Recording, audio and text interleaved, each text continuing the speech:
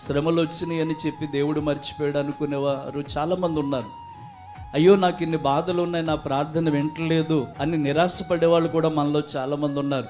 నేను అనుకున్నది ఏది కూడా జరగట్లేదు, అన్నీ వెనక్కి వెళ్ళిపోతున్నాయి, అన్నీ నాకు ప్రతికూలంగానే ఉంటున్నాయి కానీ అనుకూలంగా ఉండట్లేదు. మీలో మీరు అనుకుంటున్నారు కదా, కానీ దేవుడట తను చేసిన నిబంధనను జ్ఞాపకము చేసుకుంటాడట.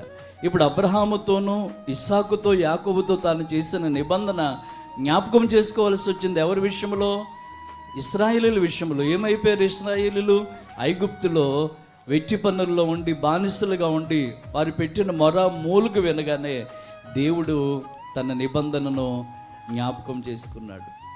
దేవుడు తన నిబంధనను జ్ఞాపకం చేసుకుని వారి శ్రమను తొలగించడానికి, వారి బాధను తప్పించడానికి, వారి కన్నీళ్లు తొడవడానికి దేవుడు వారి వద్దకు దిగి వచ్చి మోషే అనే నాయకుడిని పంపించి ఐగుప్తు అనే చెరలోంచి ఇశ్రాయేలుని విడిపించి ఆ మంచి దేశానికి దేవుడు నడిపించాడు. దేవుని స్తోత్రం.